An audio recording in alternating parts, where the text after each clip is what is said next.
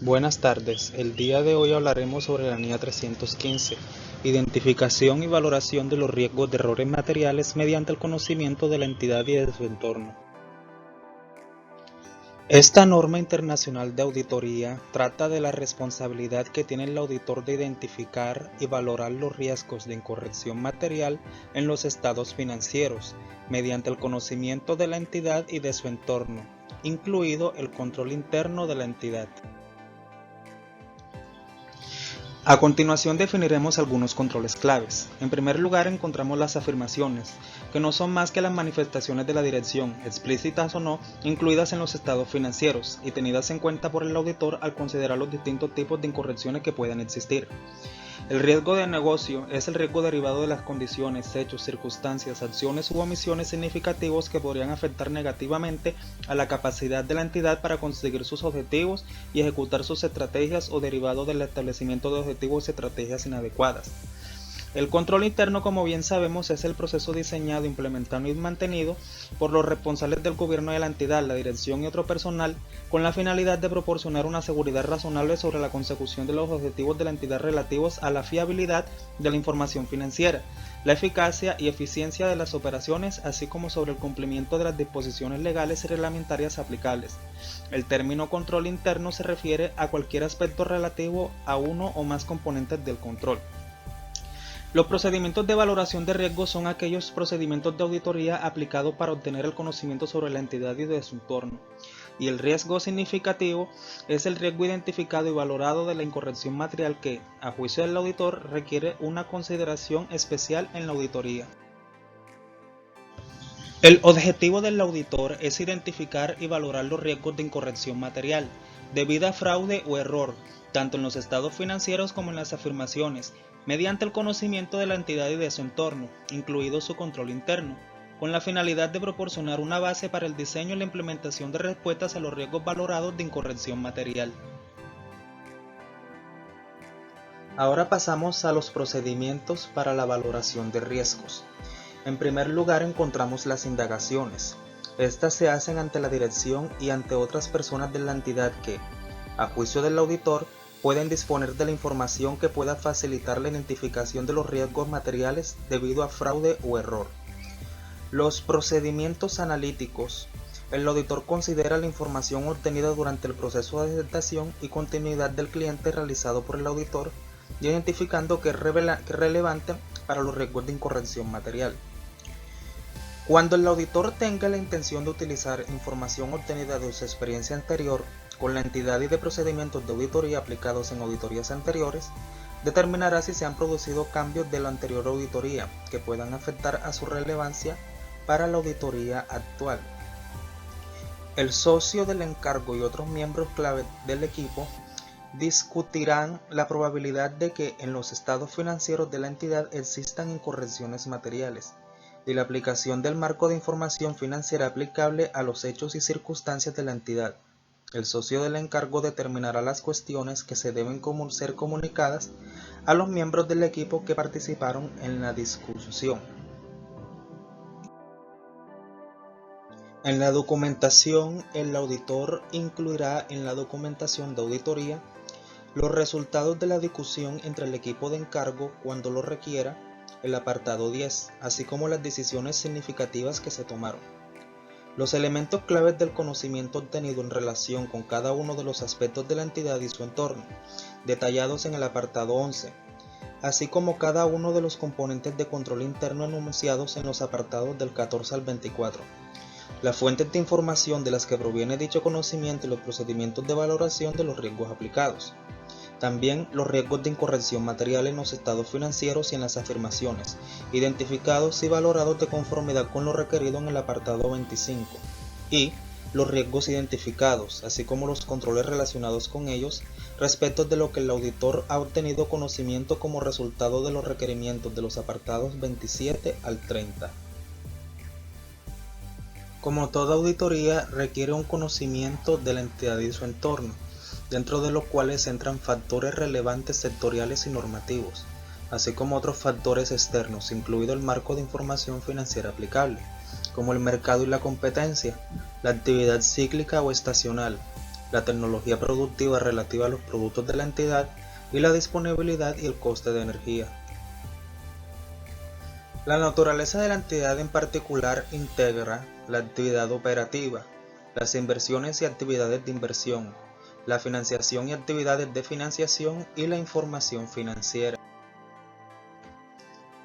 La selección y aplicación de las políticas contables por la entidad, incluidos los motivos de cambios en ellas, los métodos utilizados por la entidad para contabilizar transacciones significativas e inusuales, el efecto de las políticas contables significativas en áreas emergentes o controvertidas, para las que hay una falta de orientación autorizada o de consenso, los cambios en las políticas contables de la entidad, las normas de información financiera y disposiciones legales y reglamentarias que son nuevas para la entidad, así como el modo y momento en que la entidad adoptará dichos requerimientos.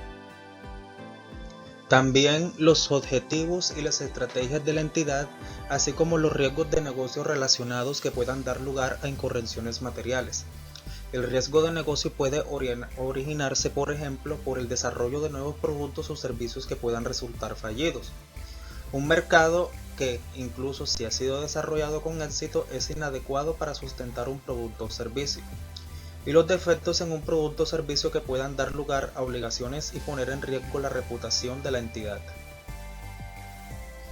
El conocimiento de las mediciones del resultado de la entidad facilita al auditor la consideración de si las presiones para alcanzar los resultados previstos pueden desencadenar actuaciones de la dirección que incrementen los riesgos de incorrección material, incluidos de los que se deben a fraude. El cuestionario de control interno es una herramienta que tiene el auditor para evaluar la materialidad y la importancia relativa de los procesos y su situación financiera. Para elaborar el cuestionario de control interno, el auditor debe diseñar preguntas coherentes y parametrizadas con el programa de auditoría que tienden a responder por cada una de las actividades programadas en el Plan Global de Auditoría. El número de preguntas a realizar en el cuestionario de control interno depende del nivel de riesgo que se viene trabajando la empresa de acuerdo a la siguiente tabla. Por ejemplo, tenemos la tabla de evaluación de riesgo y de probabilidad de control.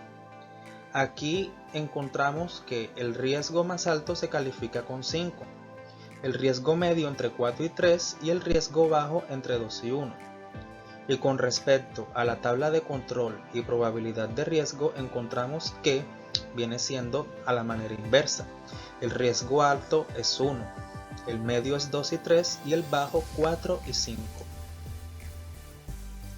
El cuestionario de control interno está conformado por las siguientes etapas. En primer lugar, encontramos el número de preguntas, que viene siendo la primera etapa. De estas dependen el nivel de riesgo que presenta la empresa. En este caso, si una empresa tiene un nivel de riesgo de 5, el número de preguntas se calcula dividiendo la suma del valor óptimo, que es 100, entre el valor de riesgo, es decir, podemos dividir 100 entre 5, que nos daría 20. De esta manera realizaríamos 20 preguntas. Seguido de eso encontramos la pregunta en cuestión, que es la pregunta que formula el auditor de acuerdo a la actividad que quiere identificar. Luego encontramos la calificación de la pregunta. La calificación de la pregunta está dada por la respuesta, y la cual está determinada por el tipo de pregunta, que es cerrada o una pregunta cerrada que solo caben dos respuestas, las cuales por lo general son sí o no. Esta se contesta si cuando el valor obtenido tiene la misma calificación del valor óptimo. En este caso, el valor óptimo debe ser igual a 5 y el valor obtenido debe de ser igual a 5. Se califica con las preguntas que están calificadas y por debajo del valor óptimo, en este caso las preguntas calificadas con 4, 3, 2, 1 y 0 para aquellas que son respondidas con no. La valoración de la pregunta está dada por el valor óptimo, en este caso es 5, y si el valor obtenido se calcula al criterio del evaluador. Y las observaciones solo se justifican las preguntas cuyo valor óptimo no es igual al obtenido, es decir, cuando una pregunta obtuvo un valor obtenido de 0, se colocan las observaciones que dan lugar a dicha calificación. Ahora hablemos del número de preguntas del cuestionario. Del número de preguntas depende el nivel de riesgo que tiene la empresa. La cantidad de preguntas se calcula dividiendo la suma del valor óptimo, que es 100, entre el valor de riesgo. Por ejemplo, si tenemos un riesgo de 5, tenemos que dividir la suma del valor óptimo, que es 100. Entonces tenemos 100 entre 5 es igual a 20, lo que significa que 20 será el número de preguntas a realizar. Siguiendo con el cuestionario de control, la pregunta en cuestión del cuestionario de control interno se elabora teniendo en cuenta las características siguientes. Por ejemplo, podemos elaborar una pregunta que pertenezca al marco normativo legal. Una de ellas podría ser: la NIF para pymes, en la sección 10, políticas contables, estimaciones y errores, en el párrafo 10.2, selección y aplicación de políticas contables, dice que son políticas contables los principios, base, conversiones, reglas y procedimientos específicos adoptados por una entidad y preparar y presentar los estados financieros. Entonces, la pregunta en cuestión que realizaríamos a partir de este enunciado del marco normativo y legal es que si existe un manual de políticas y procedimientos para el proceso de facturación. Esto sería aplicado dependiendo la entidad que estemos auditando. Ahora mismo podemos observar cómo se hace la calificación a la pregunta de ejemplo que hicimos anteriormente. Como bien sabemos, tenemos que calificar si la entidad cumple o no. En este caso, la entidad no cumple y el valor óptimo sería de 5, pero obtuvo un valor de 4, y se tiene que anotar inmediatamente la observación del por qué recibe ese valor. Hay que recordar que las observaciones se anotarán únicamente cuando la entidad no alcance el total del valor óptimo. En este caso decimos que la entidad tiene un manual de procesos y procedimientos que no se encuentra impreso físicamente, sino más bien que se les expresa de forma oral antes de iniciar la contratación de las funciones dentro del proceso, y es por ende que no cumple al 100% con este ítem. Y en la segunda pregunta vemos de que la entidad muestra concordancia de su información contable y este principio, o sea, anunciando los principios de contabilidad generalmente aceptados, que son los PCGA. Vemos de que la entidad sí cumple y por ende no hay que hacer ninguna salvedad al respecto. Entonces decimos que la valoración de la pregunta está dada por el valor óptimo y el valor obtenido. En este caso 5 es el valor óptimo, que sería el riesgo, y el valor obtenido se calcula a criterio del auditor, como podemos verlo en el ejemplo anterior.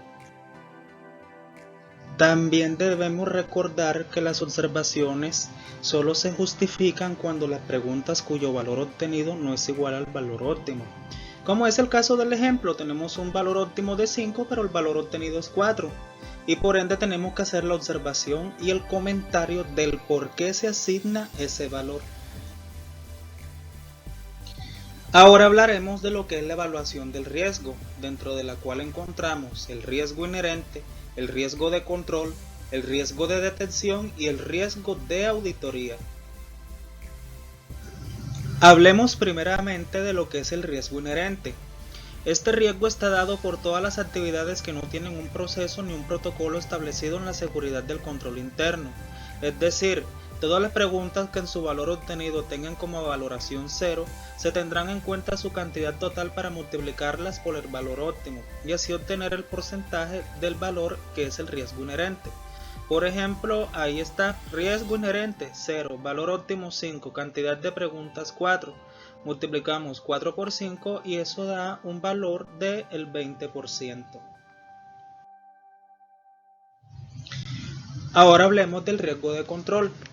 Este riesgo está dado por todos aquellos procesos que ya tienen controles establecidos, pero que no son suficientes y presentan debilidades.